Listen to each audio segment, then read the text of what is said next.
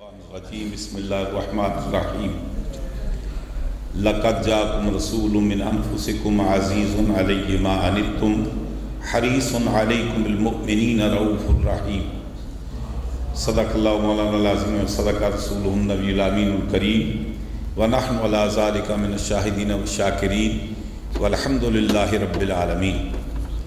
سبھی حضرات سرکار دو عالم صلی اللہ علیہ وآلہ وسلم کی بارگاہ میں ہدیہ درود و سلام پیش کریں۔ الصلاۃ والسلام علیک یا رسول اللہ، الصلاۃ والسلام یا نبی اللہ، الصلاۃ والسلام علیک یا حبیب اللہ وعلی آلک و صحابک یا رحمۃ للعالمین۔ سب سے پہلے اس عظیم الشان حال کی اچھی حالت کے سلسلہ میں اور میلاد مصطفیٰ صلی اللہ علیہ وسلم کانفرنس کے سلسلہ میں حضرت علامہ احمد نثار بیگ صاحب مدہ ذل العالی کی خدمت عالیہ میں اور جتنے بھی آپ کے رفقائے کار ہیں، ساتھی ہیں، سب کو مبارکباد اور ہدیہ تبریک پیش کرتا ہوں۔ ماشاءاللہ پہلے بھی کئی بار حاضری بحمدِ تعالیٰ، آج دیکھ کر طبیعت بڑی خوش ہوئی ہے۔ بحمدِ تعالیٰ جو ایک عبادت گاہ کے لیے جن انتظامات کی ضرورت ہوتی ہے احسن طریقے سے وہ موجود ہیں، اور انشاءاللہ بہت خوبصورت حال ہے، اور بنا بنایا آپ کو خدا بند قدوس نے اسٹیج دیا ہے جناب، فرسٹ کلاس۔ حضرات گرامی، میلاد مصطفیٰ صلی اللہ علیہ وآلہ وسلم کے بارے میں کچھ گزارشات مجھے عرض کرنی ہے کہ ہم حضور کی ولادت کی خوشی کیوں مناتے ہیں، حضور کے تشریف لانے پر جشن کا اہتمام کیوں کرتے ہیں۔ کبھی ہم اپنے گھروں میں محافل میلاد کا انعقاد کرتے ہیں، کبھی مساجد میں، کبھی اپنے اداروں میں، اور جب ہمارے دل کو تسلی نہیں ہوتی، دل نہیں بھرتا، تو گلی کوچوں میں نکل کر لوگوں کو بتاتے ہیں کہ ہم خوش ہیں۔ اس لیے خوش ہیں کہ سرکار دو عالم صلی اللہ علیہ وسلم تشریف لائے۔ ہم کیوں خوش ہیں، خوشی کیوں مناتے ہیں، اس سلسلہ میں چند باتیں عرض کروں گا۔ ایک بات بنیادی طور پر آپ ذہن میں رکھیں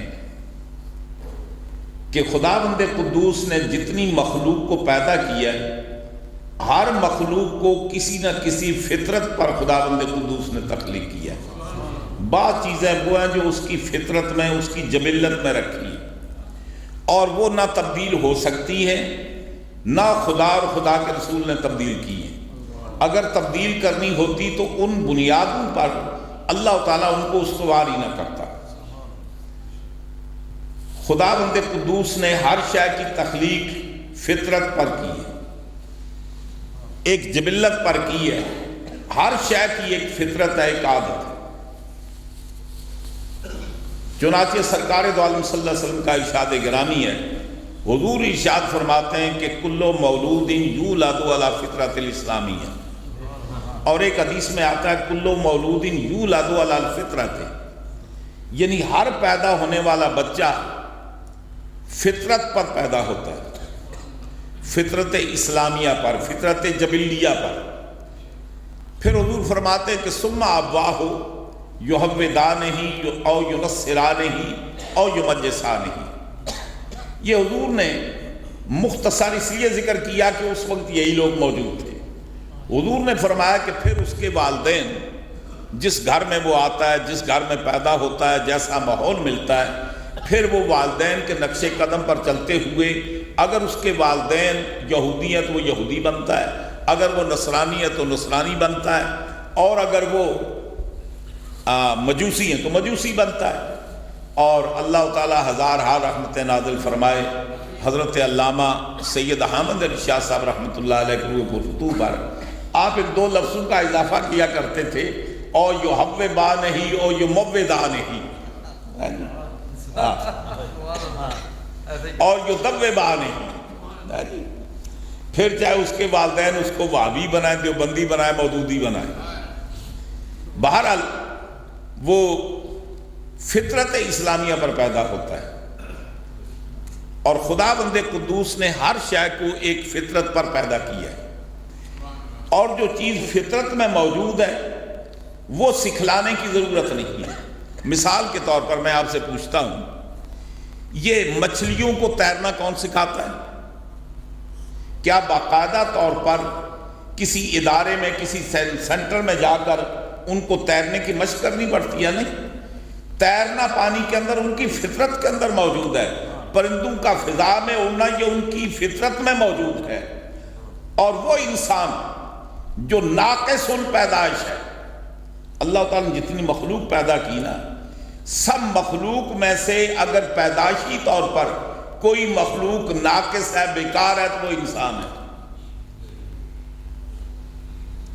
ہر چیز کو خداوند قدوس نے ناقص پیدا نہیں کیا۔ جب جانور کے یہاں بچہ ہوتا ہے تو کیا ماں پکڑ کر بیٹے کو اپنا دودھ بتاتی ہے کیسے پلانا؟ ہر جانور پیدا ہونے والا خود وہ اپنے رزق کو تلاش کر لیتا ہے۔ اس کا رزق خداوند قدوس نے کہاں رکھا ہے، رزق اسے کہاں سے دستیاب ہونا ہے، یہ خدا نے فطرت میں رکھا ہے۔ لیکن اللہ تعالیٰ یہ بتانا چاہتا ہے کہ وہ انسان جو تخلیق کے اعتبار سے سب سے کمزور ہے لیکن اپنے کمالات کے اعتبار سے سب سے نمبر لے گیا۔ یہ انسان کے گھر میں جب بچہ پیدا ہوتا ہے، نہ اسے یہ پتا ہوتا ہے کہ میری خوراک کہاں ہے، نہ خوراک کی جگہ تلاش کر سکتا ہے، نہ وہ چل پھر سکتا ہے، نہ اپنے آپ کو نقصان سے بچا سکتا ہے، برسوں تک وہ دوسرے پر ڈیپینڈ کرتا ہے۔ تو عرض یہ کر رہا تھا کہ یہ خداوند قدوس نے فطرت میں رکھا ہے۔ مچھلی کو تیرنا یہ اس کی فطرت ہے، پرندے کا اڑنا یہ اس کی فطرت میں شامل ہے، اس کو کہیں تربیت حاصل کرنے کی ضرورت نہیں ہے۔ تو بات میں یہ عرض کرنا چاہتا تھا کہ خداوند قدوس نے انسان کے اندر بہت ساری چیزیں بطور فطرت کے ودیت کی ہے۔ انسان کا خوش ہونا یہ انسان کے نیچر میں داخل ہے۔ انسان کا غضبناک ہونا، ناراض ہونا یہ انسان کی نیچر اور فطرت میں ہے۔ انسان کو خوش ہونے کے لیے دوسرے کو بتانے کی ضرورت نہیں ہے کہ تم خوش ہو جاؤ، یا دوسرے کو بتانے کی ضرورت نہیں ہے کہ تم ناراض ہو جاؤ۔ یہ انسان خود سمجھتا ہے کہ کس موقع پر مجھے خوش ہونا ہے، کس موقع پر مجھے ناراض ہونا ہے۔ یہ انسان کی فطرت کے اندر چیز موجود ہے۔ جب انسان کا کچھ نقصان ہوتا ہے تو پریشانی کے آثار اس کے چہرے پر ظاہر ہوتے ہیں۔ یہ کسی کو بتانے کی ضرورت نہیں ہے، میاں تیرا بیٹا مر گیا ہے، تجھے رونا چاہیے، تیری دکان جل گئی ہے، تجھے پریشان ہونا چاہیے، تیرے کاروبار میں نقصان ہو گیا، تجھے پریشان ہونا چاہیے۔ جب کسی کا نقصان ہوتا ہے تو آج خود وہ پریشان ہو جاتا ہے، اور جب کسی کو کوئی فائدہ پہنچتا ہے، کوئی بینیفٹ ملتا ہے، تو یہ کسی کو بتانے کی ضرورت نہیں ہے۔ آج تیرے گھر میں بیٹا پیدا ہوا، تجھے خوش ہونا چاہیے۔ آج تجھے یہ کامیابی حاصل ہوئی ہے، وہ کامیابی دین کے اعتبار سے یا دنیا کے اعتبار سے، ہم تمہیں بتاتے ہیں کہ یہ خوشی خوش ہونے کا موقع ہے۔ یہ کسی کو بتانے کی ضرورت نہیں ہے۔ ہر انسان کی طبیعت میں خوش ہونا بھی ہے، ناراض ہونا بھی ہے، اور اسی لیے شریعت مطہرہ نے نہ غضب کو بدلا نہ محبت کو بدلا، اس کے رخ کو تبدیل کیا۔ میرے آقا ارشاد فرماتے ہیں کہ تمہیں محبت کرنا یہ تمہارا فطرتی حق ہے، تمہاری فطرت میں ہے، تمہیں محبت کرنی چاہیے۔ تمہارا کسی سے ناراض ہونا، بغض کرنا یہ تمہاری نیچر اور فطرت میں ہے۔ ہم اس کو نہیں بدلتے، ہم اس کا رخ بدلنا چاہتے ہیں۔ محبت کرو لیکن الحب فی اللہ، دشمنی کرو لیکن البغض فی اللہ۔ محبت کرو تو اللہ کے لیے، اور اگر کسی سے نفرت کرو تو یہ نہیں فرمایا محبت کرنا چھوڑ دو، یہ نہیں فرمایا کہ بغض کرنا، عداوت کرنی چھوڑ دو۔ فرمایا کہ عداوت کرو لیکن اس کا معیار اللہ کی ذات ہونی چاہیے۔ محبت کرو لیکن اللہ کے لیے۔ اسی طریقے سے سرکار تشریف لائے، سرکار نے ہماری نظر پر پابندی لگائی، دیکھنے پر پابندی نہیں، منظر کو تبدیل کیا۔ حضور نے خوراک پر پابندی نہیں لگائی، خوراک کا تعین کیا۔ کھانا تمہاری فطرت ہے، کیا کھا سکتے ہو کیا کہ نہیں کھا سکتے، منظر تمہاری فطرت ہے، کون سا منظر دیکھ سکتے ہو کون سا منظر نہیں دیکھ سکتے۔ پاؤں چلنے کے لیے دیے ہیں، تم گھر سے نکل سکتے ہو، ہم نے صرف یہ تعین کیا کہ گھر سے نکلو، تو کہاں کے لیے نکلو کہاں نہ نکلو، ہاتھ اٹھانا تمہاری فطرت ہے، لیکن یہ بتا دیا ہاتھ کس پر اٹھاؤ کس پر نہ اٹھاؤ، فطرت کو نہیں بدلا، اس کا رخ تبدیل کر دیا۔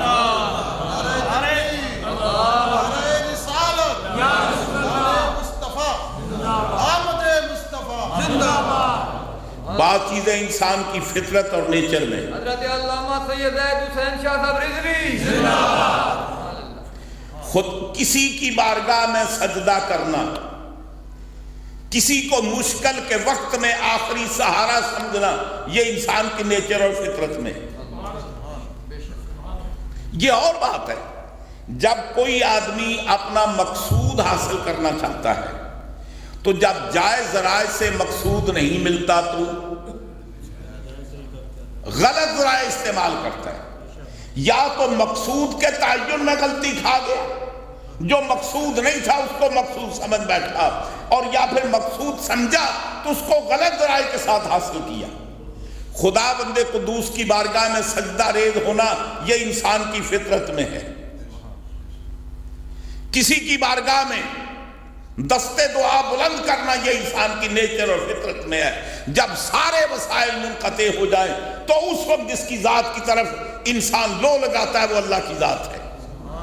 حضور مولا کائنات حضرت علی کرم اللہ وجہ الکریم، آپ کے پاس ایک آدمی آیا جو خدا کی ذات کا منکر تھا، تو وہ کہنے لگا کہ میں خدا کو نہیں مانتا۔ دعویت، آپ بتائیں خدا کے ہونے پر آپ کے پاس کیا دلیل ہے؟ آپ فرماتے ہیں یہ بتاؤ تم خدا کو نہیں مانتے، نہ مانتے ہوئے بھی کبھی تمہارے دل میں خیال آیا کہ کوئی ہے؟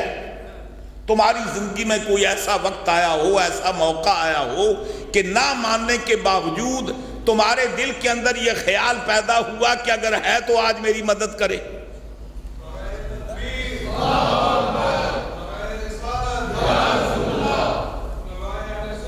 زندہ آباد حضرت مناظر اسلام، ماشاءاللہ ماشاءاللہ، بسم اللہ جناب، میلاد جشن میلاد مصطفیٰ زندہ باد۔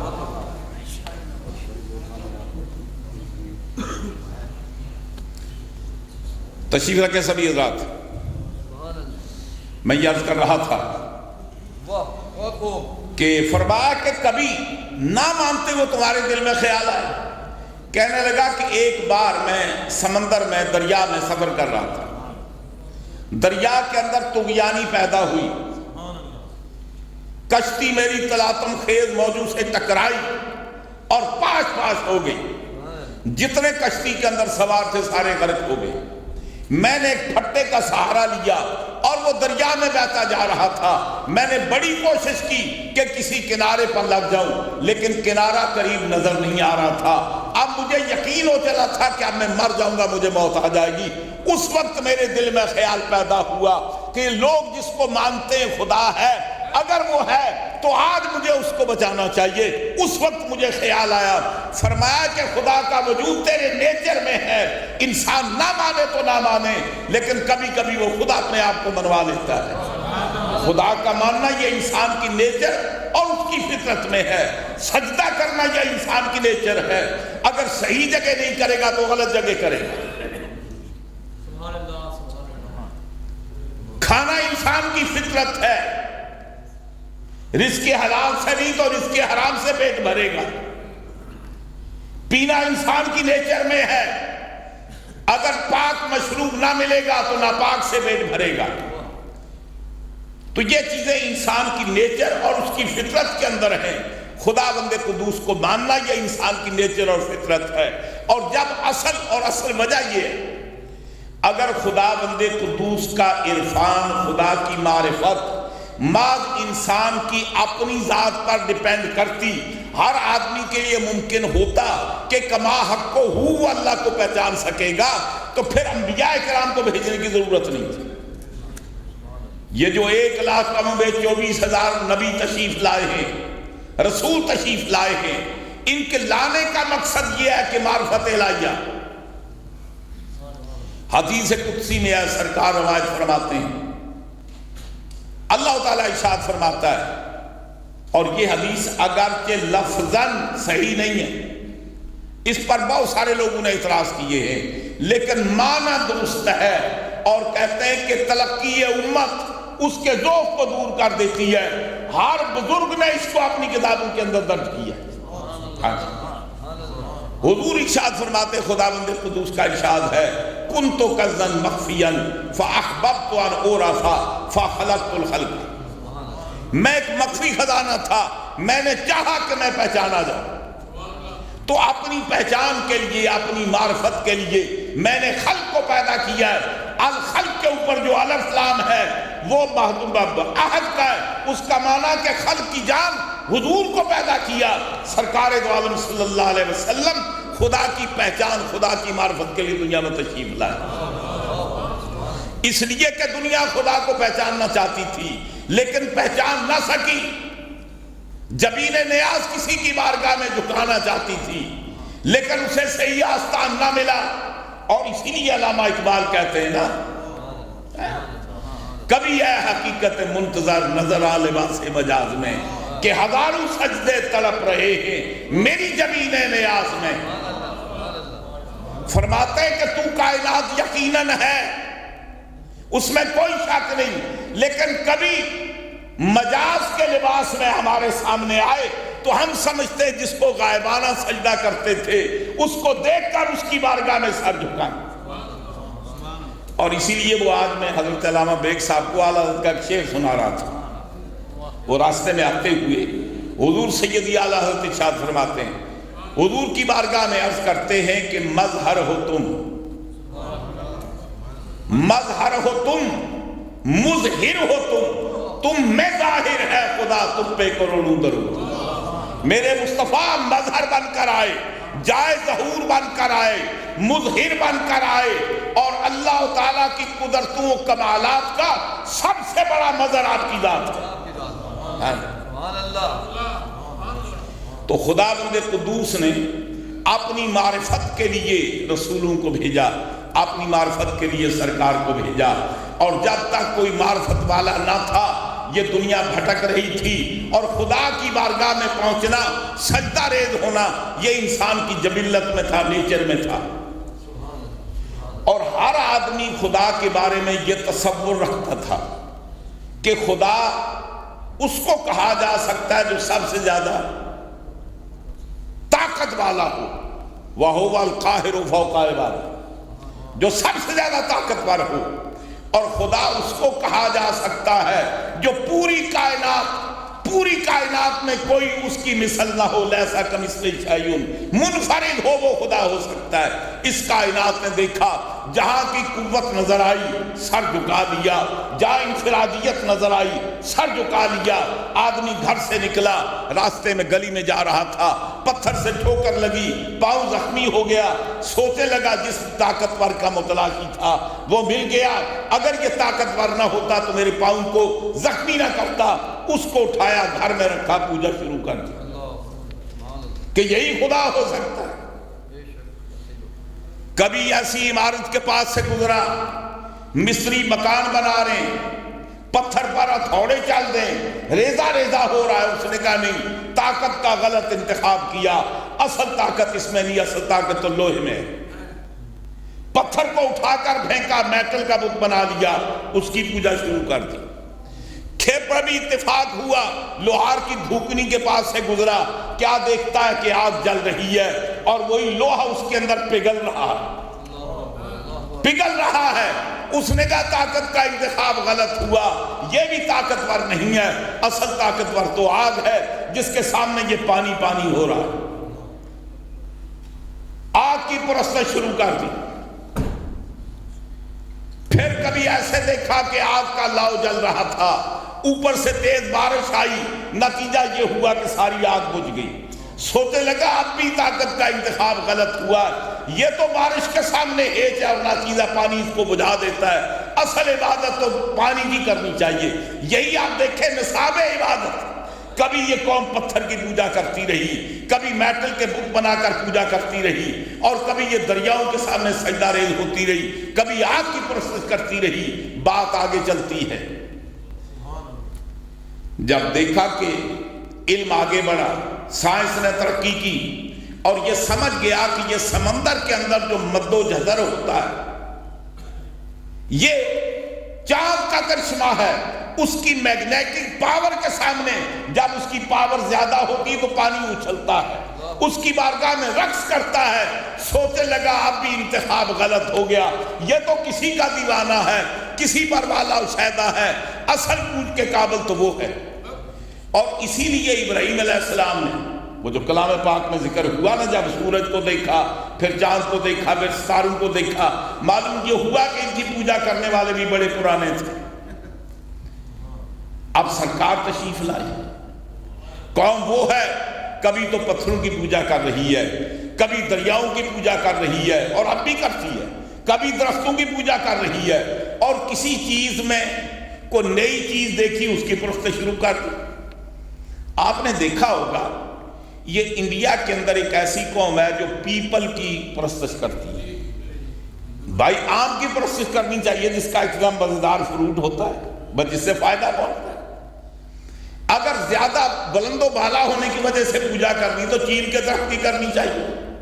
تو یہ پیپل کی پرستش کیوں کرتے ہیں؟ قصہ یہ ہے کہ پورے جتنے درخت ہیں ان میں واحد ایک پیپل کا درخت ایسا آپ نے بارہا دیکھا ہوگا، میں نے بھی دیکھا، بالکل ہوا نہیں ہے، نام و نشان نہیں ہے، پیپل کا ایک پتا صرف ہل رہا۔ وہ ہمارے ایک پنجابی میں گانا ہوا، پیپل دے پترا تے کو کھڑ کھڑ لائی ہے، ہاں تو وہ ایک پتا ہل رہا، باقی سارے پتے خاموش۔ سوچنے لگا کہ یہ منفرد ہے، اس کی پوجا کرنی چاہیے، یہ خدا ہو سکتا ہے۔ اب سرکار تشریف لائے، جب سرکار تشریف لائے تو قوم نے دیکھا وہ پتھر جن کو معبود بنا رکھا تھا، حضور جس گلی سے گزرتے ہیں سلام عرض کرتے ہیں، وہ درخت جن کی پوجا ہوتی تھی میرے مصطفیٰ کی بارگاہ میں اسلامی کے لیے حاضر ہوتے ہیں، وہ شمس و قمر جن کی دنیا پوجا کرتی تھی میرے حضور کے اشارہ ابرو پر رقص کرتے ہیں، اور وہ دریا، وہ آتش کدہ ایران جو 1000 سال سے روشن تھا میرے مصطفیٰ پیدا ہوئے بجھ گیا، وہ بحیرہ صحابہ جو زندگی میں کبھی خشک نہیں ہوا تھا میرے مصطفیٰ تشریف لائے خشک ہو گیا۔ نعرہ تکبیر، نعرہ رسالت، جشن میلاد مصطفیٰ۔ دراصل آگ اعلان کر رہی تھی تم مجھے پوجا، میری پوجا کرتے رہے، غلط کرتے رہے، اب وہ آ گیا ہے جو تمہیں حقیقی خدا بتائے گا، جس کی بارگاہ میں تمہیں پرستش کرنی ہے۔ دریاؤں کی پوجا کرنے والوں کو دریائے ساوا خشک ہو کر بتا رہا ہے یہ میرے سامنے سجدہ ریز ہونے والوں تم غلط تھے، اب اصل تمہیں سجدے کی جگہ بتانے والا آ گیا ہے۔ یہ پتھر حضور کی بارگاہ میں سلام عرض کرتے ہوئے عرض کرتے ہیں کہ دنیا والوں ہمیں تمہاری جو پوجا کرتے تھے غلط تھی، اب اصل میں خدا کی معرفت دینے والا آ گیا ہے۔ غرض ہے کہ پوری کائنات جب وہ کہتے ہیں نا ذکر روکے فضل کاٹے نقص کا جویا رہنی، وہ ایک اور سورج الٹے پاؤں پلٹے، سورج الٹے پاؤں پلٹے، چاند اشارے سے اچار، ارے اندھے نزدی دیکھ لے قدرت رسول اللہ کی۔ جب سرکار تشریف لائے تو ان سب نے جب اعلان کیا تو میرے مصطفیٰ فرماتے ہیں تمہارا معیار قوت تھی، تمہارا معیار طاقت تھی، جس پتھر کی تم پوجا کرتے تھے وہ میرا کلمہ پڑھ رہا ہے، جن درختوں کی پوجا کر رہے تھے وہ میرے اشاروں پر چلتے ہیں، جس چاند کی پوجا کر رہے تھے میرے اشاروں پر 2 ٹکڑے ہو رہا ہے، جس سورج کی پوجا کر رہے تھے میرے اشارے پر وہ طلوع و غروب ہوتا ہے۔ فرمایا کہ پھر تمہارے معیار کے مطابق سب سے بڑا معبود تو مجھے ہونا چاہیے، اس لیے کہ تمہارے جتنے معبودان باطل ہیں سب سے زیادہ طاقتور ہوں، وہ درخت میرے سامنے جھکتے ہیں۔ شیر بے شاعر سنت مولانا حشمت علی خان صاحب رحمت اللہ علیہ فرماتے ہیں نا، جس وقت گواہی کی ہوئی ان کو ضرورت، جس وقت گواہی کی ہوئی ان کو ضرورت، نعرہ تکبیر، نعرہ رسالت، جس وقت اور جس وقت ہوئی بزم جہاں میں تیری آمد، سجدے کو تیرے جھک گیا اللہ کا گھر بھی، اور جس وقت ہوئی تجھ کو گواہی کی ضرورت، بت بول اٹھے اور پڑھنے لگے کلمہ شجر بھی، بت بول اٹھے اور پڑھنے لگے کلمہ شجر بھی۔ فرماتے یا رسول اللہ، جب سرکار تشریف لائے یہ درخت بھی حضور کی بارگاہ میں سلام عرض کرتے ہیں، یہ پتھر بھی حضور کا کلمہ پڑھتے ہیں، یہ خیل لیل و نہار حضور کے اشاروں پر چلتے ہیں۔ حضور نے بتایا جن کو تم خدا سمجھتے تھے، جن کی پرستش کرتے تھے، وہ تو سارے میری بارگاہ میں نیاز مند ہیں، تو تمہارے فلسفے کے مطابق پھر تو پتہ چلا کہ خدا میں ہوں۔ لیکن فرمایا جب میں بھی کسی کے لیے روزہ رکھتا ہوں، کسی کی بارگاہ میں اتنا کھڑا ہوتا ہوں، میرے پاؤں بڑے معدود ہو جاتے ہیں۔ جب میری زمین نیاز کسی کی بارگاہ میں جھکتی ہے تو اصل معبود وہ ہے جس کے سامنے میں جھکتا ہوں۔ پوری کائنات میرے سامنے جھکتی ہے، میرا سر اس کی بارگاہ میں جھکتا ہے۔ تو سرکار نے آ کر اس پوری کائنات کو خدا کی معرفت دی، خدا کی پہچان دی، اور ہزاروں سجدوں سے نجات دے کر ایک آستانہ بتا دیا۔ اور ایک اور جگہ اعلیٰ فرماتے نا کہ یہ جو در در تم گھومتے پھرتے ہو نا، سرکار کا دامن پکڑ لو تمہارا مقصود تمہیں حاصل ہو جائے گا۔ تو اب یہ کر رہا تھا بعض چیزیں وہ ہیں کہ جن کا تعلق انسان کی نیچر اور فطرت کے ساتھ ہے۔ خدا بند قدوس کا ہونا، اس کی عبادت کرنا، اس کی بارگاہ میں جبین نیاز جھکانا، اور اپنی امیدوں کی آخری اماجگاہ سمجھنا، یہ انسان کی نیچر اور فطرت میں ہے۔ سرکار نے آ کر ہمیں ہماری فطرت سے آگاہ کیا، تمہاری فطرت کیا ہے، نیچر کیا، تم کہاں جاتے ہو۔ عرض یہ کر رہا تھا کہ سرکار خوش ہونا بھی انسان کی نیچر میں ہے، ناراض ہونا، غضبناک ہونا انسان کی نیچر میں۔ جب سرکار تشریف لائے تو کچھ خوش تھے، کچھ ناراض تھے۔ حدیث کے اندر طوالت کے ساتھ موجود ہے، جب سرکار کی تب ولادت ہوئی، سرکار دنیا میں تشریف لائے، حدیث میں آتا ہے پرندے مشرق کے پرندے اڑ کر مغرب کی طرف جاتے ہیں، ایک دوسرے کو مبارکباد پیش کرتے ہیں۔ سمندر کی مچھلیاں دور دراز سے چل کر جاتی ہیں، دوسروں کو مبارکباد پیش کرتی ہیں، غرضے کے جانور چل کر جاتے ہیں، دوسروں کو مبارکباد پیش کرتے ہیں۔ اے دنیا والوں تمہیں مبارک ہو، اس لیے کہ آج کے بعد ہماری اماجگاہ بھی ہمیں دستیاب ہوگی، ہمارا چارہ گھر بھی آ گیا، ہمیں بھی ایک ایسا آستانہ مل گیا جس کی بارگاہ میں اپنی فریادیں لے کر جا سکتے ہیں، اپنی حاجتیں لے کر جا سکتے ہیں، اپنی ضرورتیں لے کر جا سکتے ہیں۔ پوری کائنات خوش تھی، عرب والے خوش تھے، عجم والے خوش تھے، زمین والے خوش تھے، آسمان والے خوش تھے، لیکن ایک ذات خبیثہ ایسی بھی تھی، بستی کو چھوڑ دیا۔ جتنے شاگردیں پوچھتے ہیں کہ حضرت صاحب، استاد صاحب، یہ ساری دنیا بستی میں جاتی ہے، آپ یہ بستی چھوڑ کر کدھر جا رہے ہیں؟ مرید پوچھتے ہیں کہ مرشد کہاں تشریف لے جا رہے ہیں؟ ساری دنیا خوش ہے، آپ پریشان کیوں ہیں؟ کہنے لگے کہ جن کو کچھ ملا ہے وہ خوش ہیں، اور جس کا سب کچھ تباہ ہو گیا وہ خوش کیسے ہو سکتا ہے؟ اس نے کہا میرا بیڑا غرق ہو گیا، میری تو دکانداری ان کے آنے سے پہلے چلتی رہی۔ یہ کلام پاک میں اللہ تعالیٰ فرماتا ہے یہ شتونگڑے شیطان یہ جا کر کھو لگاتے۔ فرشتے جب آپس میں ڈسکشن کرتے نا، مثلا کو بہت سارے لوگ کلیگ ہوں، ایک ہی دفتر میں ایک ہی آفس میں کام کرتے ہوں، اور ان کو جا ملے تم نے یہ کام کرنا یہ کرنا، تنہا بیٹھتے، اچھا بھائی تمہارا کیا کام ہے؟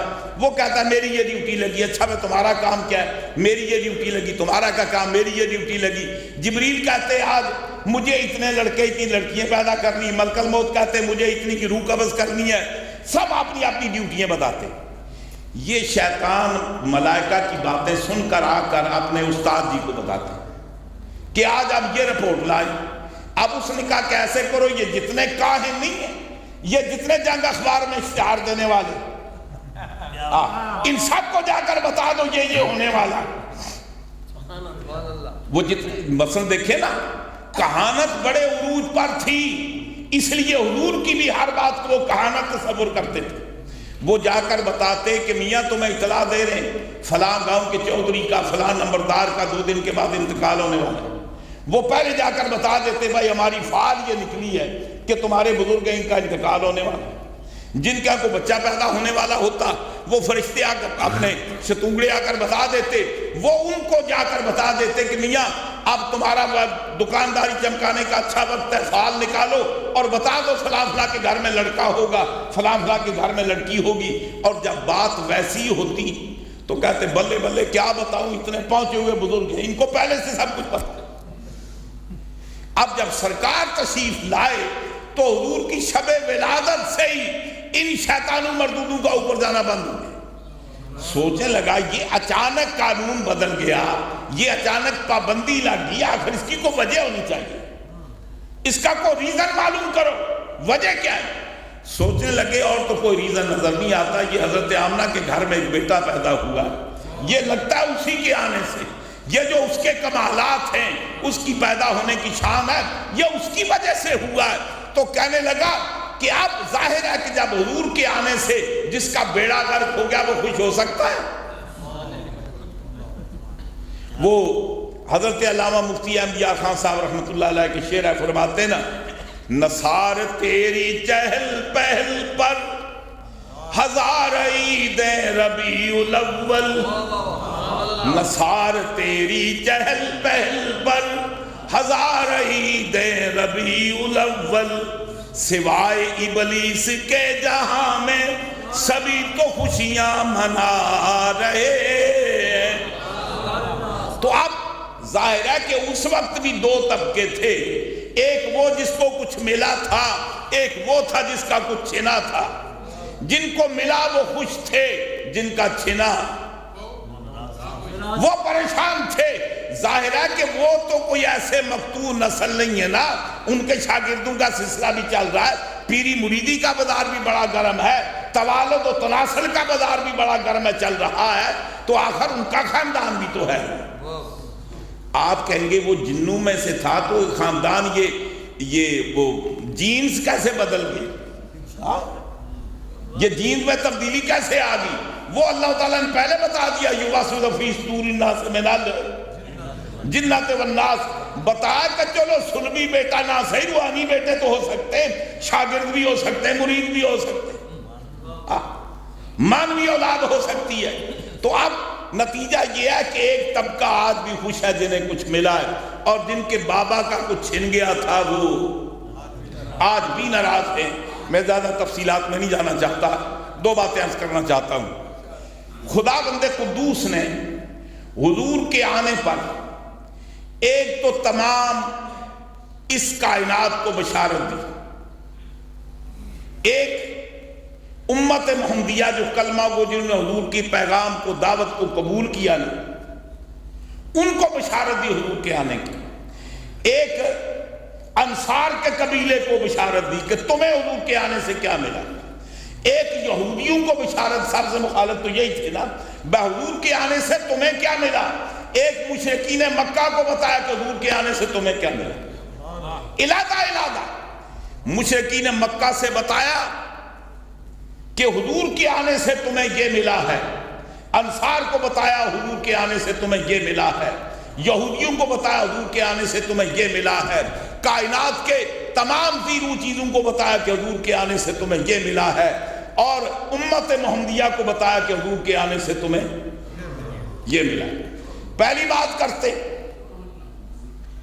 جب اہل مکہ مشرکین مکہ یہود و نصارہ کے پاس کبھی بیٹھتے تو یہودی اپنی محافل میں موسیٰ علیہ السلام کے کمالات کا ذکر کرتے، ان کی عظمتوں کا چرچا کرتے، فرماتے کہ ہم اس نبی کے پیروکار ہیں جو اپنے دستے انور کو بغل میں رکھے تو چاند کی طرح چمکے، خدا نے عصا کے اندر وہ قوت عطا فرمائی، کبھی زمین پر مارے تو چشمے ٹوٹ پڑے، دریا پر مارے تو رستے نمودار ہو جائے، دشمن کے مقابلے میں پھینکے تو اژدہا بن کر سب کو نگل جائے۔ وہ خدا بند قدوس نے کمالات عطا کیے۔ عیسائی یہ کہتے ہم اس نبی کے پیروکار ہیں جن کو خدا بند قدوس نے بغیر باپ کے پیدا کیا، جو پیدا ہوتے ہی اس بات کا اعلان کرتے ہیں کہ میں اللہ کا نبی ہوں، اپنی ماں کی برات ظاہر کرنے کے لیے تشریف لائے، مادہ زاد اندھوں کو ٹھیک کرتے ہیں، کوڑی کی بیماری والوں کو ٹھیک کرتے ہیں، غیب کی خبریں بتاتے ہیں، تمہارے گھر کا پسماندہ بتاتے ہیں، تمہارا کھایا ہوا بتاتے ہیں۔ ہم اس با کمال نبی کی امت ہیں۔ مشرکین مکہ تھے تو دین ابراہیمی کے قائل، پر دین ابراہیمی کا بھی انہوں نے الیہ بگاڑ کر رکھا ہوا تھا۔ اب وہ چپ ہو جاتے، وہ کس پر فخر کریں؟ خدا بند قدوس فرماتا ہے وہ والذی بعث فی الامیین رسولا، وہ اللہ مکے والوں جو تمہارے اندر اس نے رسول بھیجا۔ مکہ کا نام ام القریٰ ہے۔ حضور کی امی ہونے کے ایک سبب یہ بھی ہے کہ آپ مکی ہیں، جیسے مکی، مدنی، تہامی، حجازی۔ تو ایک وجہ یہ ہے، اور مشرکین مکہ کو جو امی کہا گیا مطلقاً ان پڑھ ہونے کی وجہ سے نہیں، اہل مکہ تو پڑھے لکھے تھے۔ اگر پڑھے لکھے نہ ہوتے تو سرکار غزوہ بدر کے بعد کتابت سکھانے کی ڈیوٹی کیوں لگاتے؟ وہ پڑھنا بھی جانتے تھے، لکھنا بھی جانتے تھے۔ تو اسی اللہ تعالیٰ امیین سے مراد اہل مکہ ہے۔ مکے والوں، تم میں اللہ تعالیٰ نے وہ عظیم الشان رسول بھیجا، فرمایا کہ اب تمہارا سر فخر سے بلند ہوگا، بجائے اس کے کہ حضور کے آنے پر فخر کرو، خوشیاں مناؤ، تم نے حضور کی مخالفت شروع کر دی۔ یہ تو تمہارے لیے باعث افتخار ہیں۔ ان کو علادہ بتایا، انصار کو یہ بتایا کہ صدیوں سے تمہارے دونوں قبیلوں کے اندر جنگ جاری تھی، قتل و غارت کا بازار گرم تھا، یہ میرے محبوب کی آمد کی وجہ یہ ہے، کنتم اعداء فالف بین قلوبکم، تم دشمن تھے، میں نے تمہارے درمیان محبت پیدا کر دی، فاصبحتم بنعمت اخوانا، حضور کی وجہ سے، حضور کے آنے سے تمہاری دشمنیاں تھی، تمہیں بھائی بھائی بنا دیا۔ اور صرف یہی نہیں، کنتم علی شفا حفرۃ من النار فانقذکم منہا، اگر تم حضور کا پیغام قبول نہ کرتے جہنم کے گڑھے کنارے پر پہنچ چکے تھے اور کوئی لمحے جہنم میں گرتے۔ میرے محبوب سے آنے سے تمہیں دو فائدے ملے، دنیا میں فائدہ یہ ملا، عداوت کو محبت میں بدلا، دشمنی کو بھائی چارے میں بدلا۔ دین کا فائدہ یہ ہوا کہ جہنم سے نکال کر، آخرت کا فائدہ یہ ہوا کہ جہنم سے نکال کر جنت میں لے گئے۔ فرمایا کہ میرے آنے پر تمہیں کیا ملا، تمہیں بھی خوش ہونا چاہیے۔ یہودیوں سے کہا، او یہودیوں، یہ میرا محبوب آیا ہے۔ اللہ تعالیٰ نے پیچھے بڑی آیت تمہیں لفظ سے بھی یجدون مکتوبا عندہ، حضور کے بارے میں اپنی کتابوں میں ذکر پڑھتے تھے۔ فرمایا کہ یہ میرا محبوب وہ ہے، وہ جو تمہیں ہر خراب قسم کی چیزیں کھاتے تھے، میرے محبوب نے آ کر تم پر خبیثات کو حرام کیا ہے، تو یہ غذا تمہیں سکھائی ہے۔ فرمایا کہ یہ تمہارے لیے حلال ہے، یہ کھا سکتے ہو، یہ حرام ہے۔ فرمایا وَيَدَعُ إِسْرَهُمْ عَنْهُمْ، اور میرے محبوب کے آنے سے تمہارے بوجھ اٹھا دیے، وَالْأَغْلَالَ الَّتِي كَانَتْ عَلَيْهِمْ، اور تمہارے گلے کے توق اتار دیے۔ اور حضور کے آنے سے تمہاری شریعت کی وہ جو سختیاں تھیں جن کو تم ادا کرتے ہوئے گھبراتے تھے، حضور کے آنے کے ساتھ تمہیں آسان شریعت ملی۔ حضور کے آنے کے ساتھ ایک تو جہنم کے پھندے سے آزاد ہوئے، اور دوسرا ان کا طریقہ یہ تھا، جب وہ عبادت کرتے نا تو ہاتھوں میں رسیاں باندھتے، رسیاں باندھ کر گلے میں ڈالتے، وَلَابِسُ الْمَسُوحَ، اور کھردرے قسم کا لباس ٹاٹ پہنتے، اور حدیث میں آتا ہے کہ اس کی وجہ سے ان کے جسم پر چھالے پڑ جاتے، خارش شروع ہو جاتی، اور بڑے پریشان تھے اب کیسے کریں۔ جب بھی نماز پڑھتے تو ہاتھ میں زنجیر باندھتے، گلے میں ڈالتے۔ میرے اللہ تعالیٰ فرماتا ہے کہ میرے مصطفیٰ نے آ کر وہ تمہارے زنجیر اور تمہارے توق ان کو اتار دیا، دور کر دیا۔ تو سرکار کے آنے سے یہ ہوا کہ یہودیوں کو یہ ملا کہ انہیں بھی اللہ تعالیٰ فرماتا تمہیں میرے محبوب کی آمد پر خوش ہونا چاہیے، انصار تمہیں خوش ہونا چاہیے، اہل مدینہ، اہل مکہ تمہیں خوش ہونا چاہیے۔ اے بنی نوع انسان، وما ارسلناک الا رحمۃ للعالمین، تمہیں رحمت ملی، تمہیں خوش ہونا چاہیے۔ امت محمدیہ سے فرمایا عزیز علیہ ما عنتم۔ ایک بات عرض کرنے کے بعد ختم کرتا ہوں۔ عزیز علیہ ما عنتم، اللہ تعالیٰ فرماتا ہے کہ وہ رسول بھیجا ہے کہ تمہارا مشقتوں میں گزرنا ان پر گراں گزرتا ہے۔ ان کا مشقت میں گزرنا، حضور پر گراں گزرنا، یہ عبارت النص ہے، لیکن ان کی تکالیف کا حضور کو علم ہونا یہ اقتضاء النص ہے۔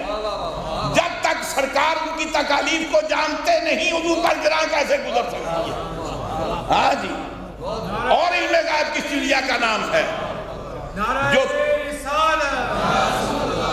جشن عید میلاد النبی، جو تمہاری تکلیفوں کو جانتے ہیں، تمہاری ہر چیز کو جانتے ہیں، اگر جانتے ہی نہیں تو گراں کیسے گزرتا ہے؟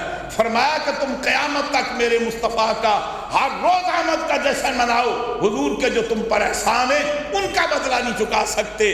اور میرے امام احمد رضا فاضل بریلوی رحمت اللہ علیہ فرماتے ہیں کہ فریاد امتی جو کرے حال زار میں، فریاد امتی جو کرے حال زار میں، ممکن نہیں کہ خیر بشر کو خبر نہ ہو، ممکن نہیں کہ خیر بشر کو خبر نہ ہو۔ پھر حضور کے آنے سے ہمیں کیا ملا؟ وہ جو نہ تھے، وہ جو نہ تھے تو کچھ نہ تھا، اور وہ جو نہ ہوں تو کچھ نہ ہو۔ جان ہے وہ جہان کی، جان ہے تو جہان ہے، وہ اس پوری کائنات کی جان بن کر آئے، روح بن کر آئے، نفس بن کر آئے۔ اگر سرکار اس کائنات میں نہ ہوں، اس کائنات کی زندگی متصور نہیں ہو سکتی۔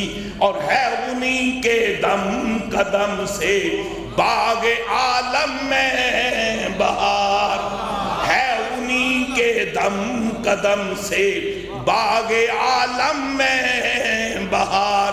وہ نہ تھے عالم نہ تھا، گر وہ نہ ہوں عالم نہیں۔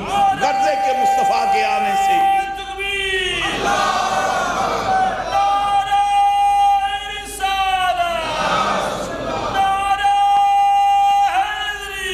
حضور کے آنے سے ہم پیدا ہوئے، حضور کے آنے سے ہمیں وجود ملا، حضور کے آنے سے یہ کائنات ملی، حضور کے آنے سے آسائشیں ملی۔ تو ہمیں تو سب کچھ حضور کا صدقہ ملا۔ جس کو کچھ ملتا ہے وہ خوشیاں بھی منایا کرتا ہے، وہ جلوس بھی نکالا کرتا ہے، محفلیں بھی منعقد کرتا ہے، اس لیے کہ ملا جو ان کی وجہ سے ہے۔ اللہ تعالیٰ مجھے اور آپ کو سب کو حبیب نبی صلی اللہ علیہ وسلم کی آمد پر خوشی منانے کی توفیق عطا فرمائے، جو ہماری نیچر اور فطرت کا ایک حصہ ہے۔ جو اس سے منع کرتے ہیں، یوں سمجھیے کہ جس کو اللہ فرماتا ہے لا تبدیل لخلق اللہ، انسان کی نیچر کو تو خدا تبدیل نہیں کرتا، یہ تو خدا کا وہ مقابلہ کرنے کے لیے نیچر اور فطرت کو تبدیل کرنا چاہتے ہیں۔ اللہ اپنے حبیب کے صدقے میں میری اور آپ کی حاضری حضور کی بار میں اللہ تعالیٰ منظور و قبول فرمائے۔